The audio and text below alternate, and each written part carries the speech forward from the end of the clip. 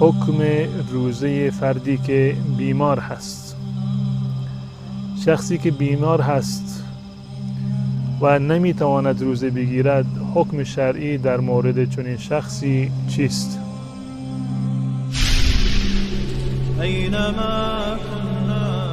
شبکه توحیدی ایمان زلال تقدیم می‌کند.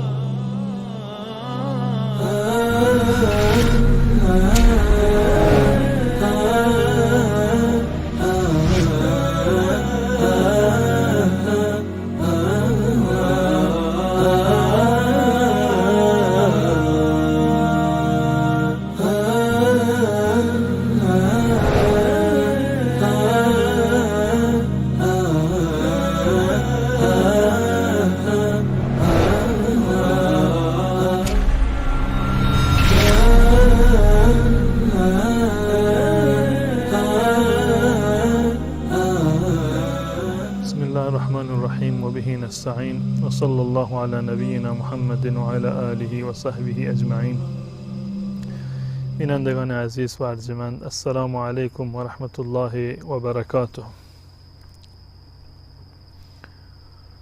در جلسات قبل من مطالبی را درباره اعمالی که یک فرد روزدار می تواند اون اعمال را انجام بدهد و منافاتی با روزه ندارند، مواردی را و مطالبی را خدمت شما عرض کردم. در برنامه امروز انشاءالله می پردازیم به بیان حکم روزه فردی که بیمار هست. شخصی که بیمار هست و نمی تواند روزه بگیرد، حکم شرعی در مورد چنین شخصی چیست؟ قبل از این من خدمت عزیزانی که الله متعال اونها را مبتلا کرده به دردی و رنجی و نوعی بیماری رو دارند، من این توصیه رو دارم خدمت این عزیزانمون که این نشانه محبت الله متعال هست. نشانه هست که الله متعال انسانهایی رو که ارزش بیشتری را دارند، تقرب بیشتری را دارند در نزد ایشون و به بارگاه الله متعال اونها را بیشتر از دیگران امتحان می کند. الله متعال می فرماید وَلَنَبْلُوَنَّكُمْ بِشَيْءٍ مِّنَ الْخَوْفِ وَالْجُوعِ وَنَقْصٍ مِّنَ الْأَمْوَالِ وَالْأَنفُسِ وَالثَّمَرَاتِ. من شما را امتحان می کنم به مواردی مانند ترس، مانند گرسنگی، مانند از بین رفتن جان و مال. اینها همه آزمایش الله متعال هست و نهایتا الله متعال می‌فرماید و بشر الصابرین. اما اونهایی که در مقابل این امتحان صبر بکنند و شکیبایی بکنند، قطعاً بزرگترین و وافرترین پاداش را نزد الله متعال دارند. و این بیماری از مواردی هست که گرچه برای انسان ناپسند هست و تحملش سخت برای انسان، اما در قیامت یک ثوابی رو انسان در واقع عایدش می شود که در روز قیامت تمنا می کند که کاش من در دنیا روز خوشی رو نمی دیدم تا این که در روز قیامت به این همه پاداش و این همه ثواب می رسیدم. در روایتی که عبدالله ابن مسعود رضی الله تعالی عنه نقل می کند، رسول الله صلی الله علیه وسلم فرمودند ما من مسلم یصیبه اذى من مرض فما سواه. هر انسان مسلمانی که در دنیا دچار بیماری باشد، مرض کوتاهی باشد یا هر مرض دیگری باشد، الا حتی الله سیئاته کما تحط الشجرة ورقها. این بیماری گناهان این شخص بیمار را به آن گونه میریزد که برگه های یک درخت در واقع در پاییز و زمستان میریزند. پس بنابراین این خودش یکی از مکفرات ذنوب هست، مکفرات گناهان و کفاری برای معصیت هایی هست که انسان مسلمان انجام داده. پس بنابراین باید جنبه دیگر مرض را ما باید در نظر داشته باشیم. اگر از یک جنبه برای ما سخت هست و مشکل هست تحمل مرض، ما نمیتونیم کارهایی رو که دیگران انجام میدهند اون کارها رو انجام بدیم و تحمل این رنج و مشقت برای ما سخت هست، اما از جنبه دیگر واقعا یک ثوابی را دارد برای کسانی که صبر میکنند که این هم جزء انعامات الله متعال و جزء فضل و کرم الله متعال هست. چه بسا الله متعال میخواهد یک انسانی را به جایگاه بلند و منزلت بالایی برساند، اما این فرد با اعمال خودش و با اطاعت و بندگی خودش نمیتواند به اون جایگاه برساند. الله متعال چون این انسانی را مبتلا میکند به یک نوع بیماری و یک نوع مصیبت که این مصیبت و این بیماری سبب می شود که جایگاه و مرتبه و منزلت این انسان نزد الله متعال بالاتر برود.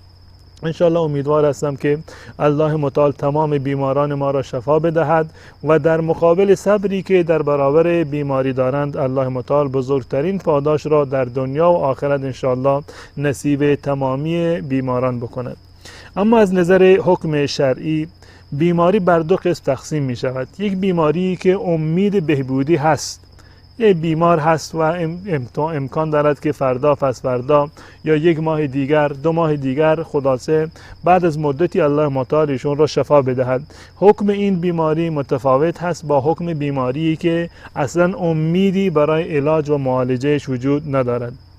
این نوع اول بیماری یعنی بیماری که امید بهبودی هست، این بر چند قسم تقسیم می شود. نوع اولش یک بیماری هست که بیماری به اصطلاح کوچکی هست، بیماری بسیار بزرگی نیست و بیماری خطرناکی نیست و به صورت کلی الله متعال برای بیمار این رخصت را قائل شده و این اجازه را داده که اگر کسی بیمار هست میتواند که روزه نگیرد. الله متعال در قرآن کریم میفرماید فمن شهد منکم الشهر فلیصم، هر کسی که ماه مبارک رمضان را دریافت این ماه را روزه بگیرد. و من کان مریضا او علی سفر فعدة من ایام اخر، هر کسی که بیمار بود در ماه مبارک رمضان یا اینکه در سفر بود، اینها اجازه دارند که روزه نگیرند، منتها بعد از برطرف عذرشون باید این روزه ها را دوباره قضاییشون رو به جا بیاورند. و این روزه و این بیماری بر چند قسم است. نوع اول بیماری بسیار ساده هست. فرض بکنید یک فردی دچار سرماخوردگی شده یا یک تب بسیار اندکی رو دارد که هیچ منافاتی با روزه ندارد و می شود و چنین فردی می تواند روزه بگیرد. از نظر شرعی چنین فردی اجازه خوردن روزه را ندارد، زیرا که این بیماری بسیار ساده هست، پیش پا افتاده هست و منافاتی با روزه هم ندارد. این صورت اول هست. صورت دوم بیماری یک نوعی هست که این بیماری برای انسان مشقت آور هست، یعنی این که با وجود این بیماری شخص نمیتواند روزه بگیرد یا اگر میتواند با مشقت زیاد، با دردسر زیاد و با زحمت زیاد میتواند که روزه را بگیرد. منتها اگر روزه بگیرد برای جانش ضرری رو ندارد، برای سلامتیش ضرری رو ندارد، منتها روزه گرفتن برایش سخت است.